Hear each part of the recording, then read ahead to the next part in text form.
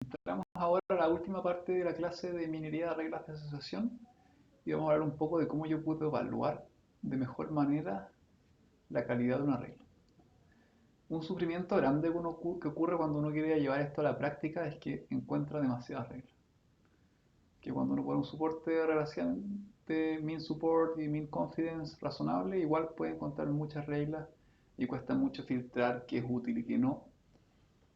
Y para eso me quiero dar un par de indicatrices que los pueden ayudar un poco. Pero en la práctica esto es un problema difícil. Primero puede pasar que muchas reglas sean redundantes o poco interesantes.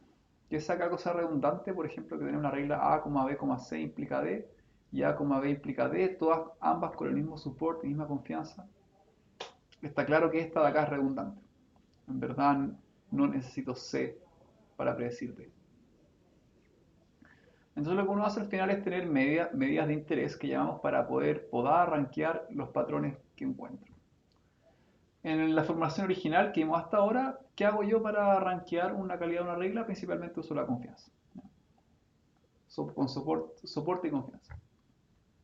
Con soporte descarto entonces las items infrecuentes y con confianza veo qué tan probable entonces es observar Y dado que observe X.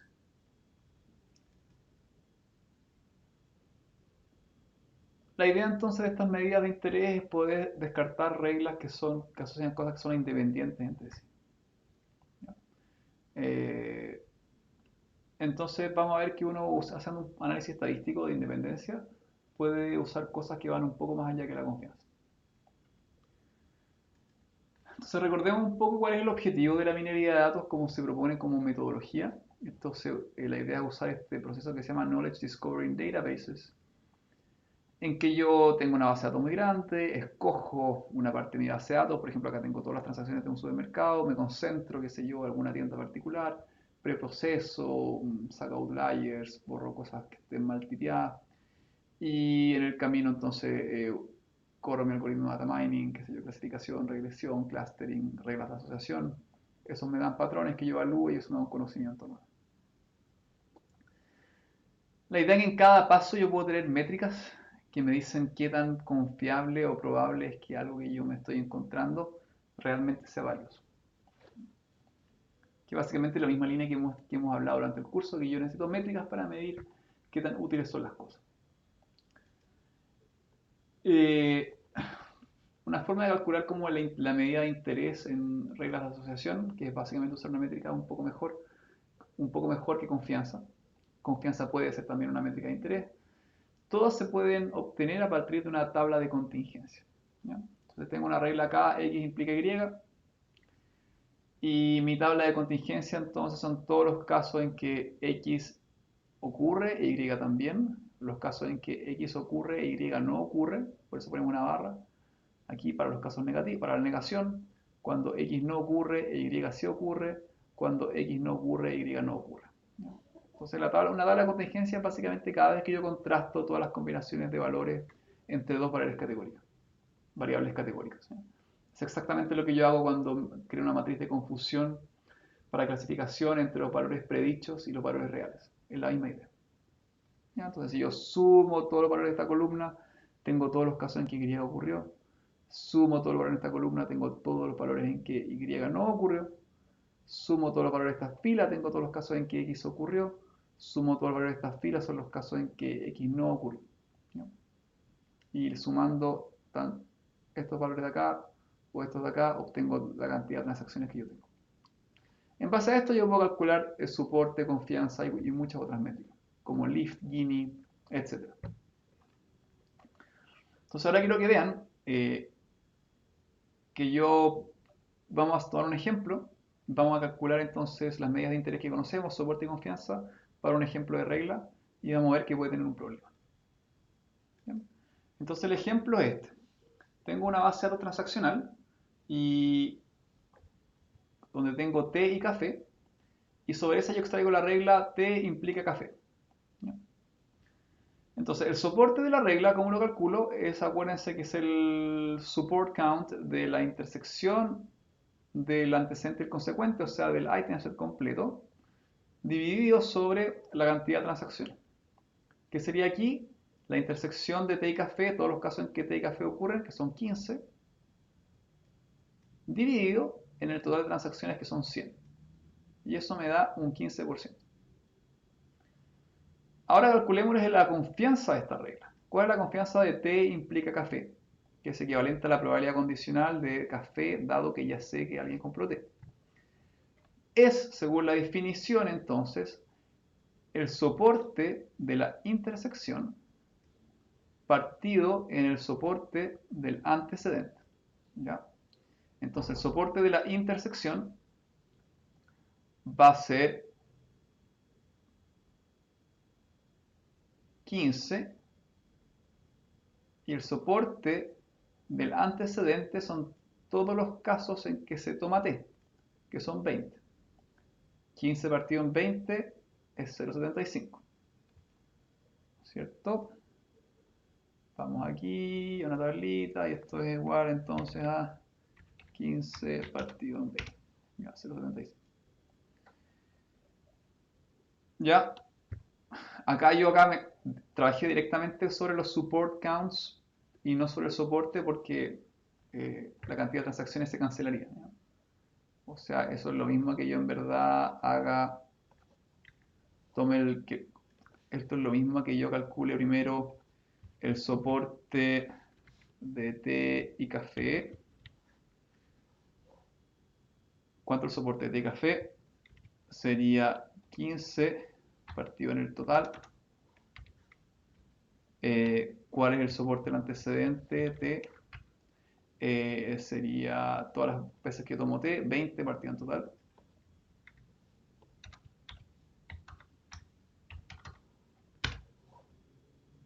Y la confianza entonces de T implica café sería entonces el soporte del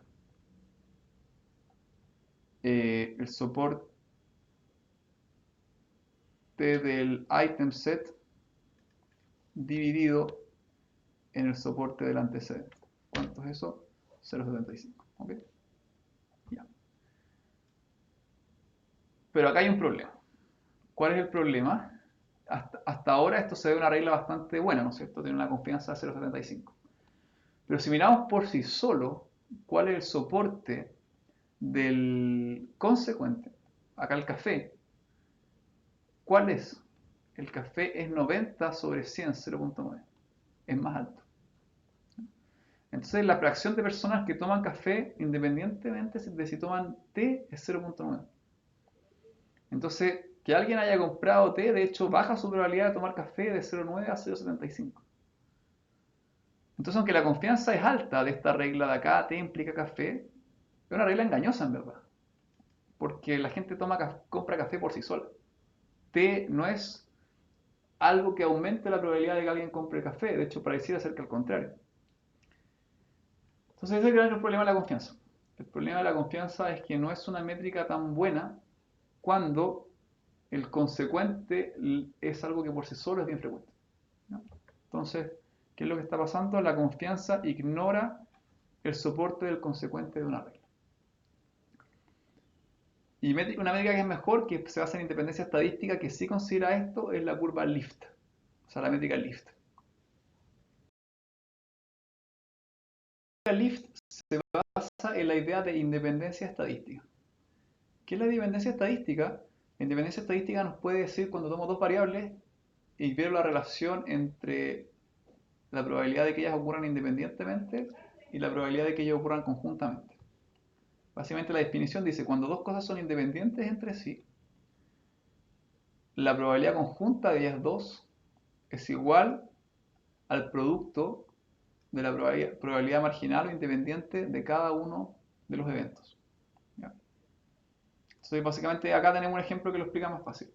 Tengo una población de 1000 estudiantes, sé que 600 de ellos saben nadar, es el evento S, 700 de ellos saben cómo andar en bicicleta, es el evento P larga, y de mi población de 1000, 420 saben cómo andar en bicicleta y nadar, ese como ven.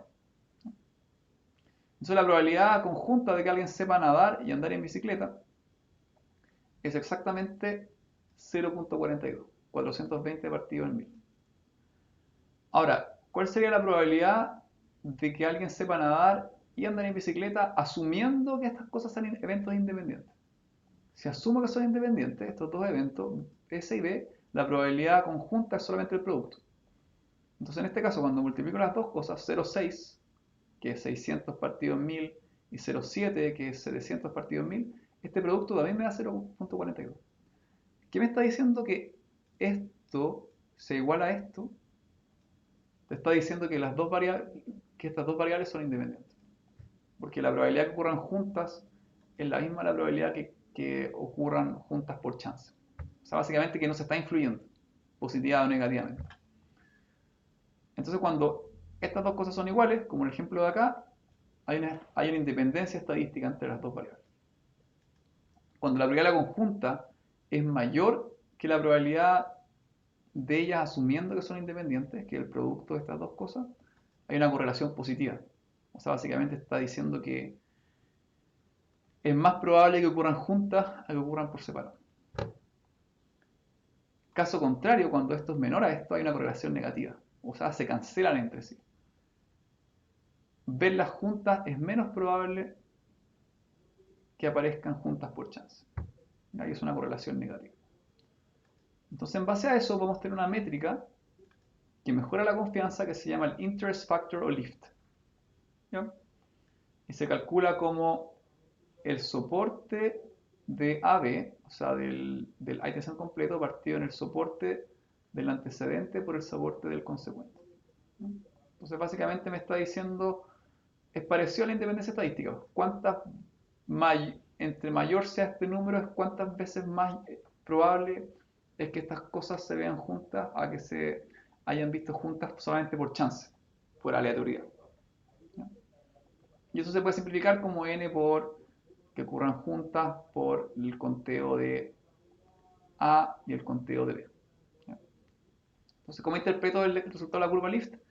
Cuando igual a 1 puede ser que las cosas son independientes, y cuando es mayor a 1 es que están relacionados positivamente. Y si es menor a 1 es que están relacionados negativamente. Pero si tengo un lift de 10, por ejemplo, estoy diciendo que es 10 veces más probable que las cosas ocurran juntas a que ocurran juntas por chance. Es que realmente las cosas se están atrayendo para ocurrir juntas. Entonces vamos a esta definición ahora de lift y evaluemos de nuevo nuestra regla. Y el lift ahora va a ser entonces tenemos una regla T y café, ¿no es cierto? Tengo que calcular ahora entonces el soporte de el consecuente, y eso sería entonces eh, el consecuente es café, ¿no es cierto? Es 90 partido en 100, es el soporte del consecuente. Y entonces el lift ahora de T de café sería, vamos a ponerlo aquí con una fechita, sería entonces el soporte del item set completo partido en el soporte del antecedente por el soporte del consecuente, nos da un valor de 0.833333. ¿Ya? Esto es menor que 1. Entonces, ¿qué nos está diciendo esto? Que en verdad el té y el café se están asociados entre sí negativamente. O sea que la probabilidad conjunta que ocurran juntos es más bajo que ocurran por separado por chance. Porque el café por sí solo ocurre muchas veces y el té por sí solo ocurre muchas veces. Entonces en verdad no son positivamente correlacionados positivamente. ¿Ya? Y eso es algo bueno porque nos está diciendo al final que el list nos puede contar cosas que el confidence no.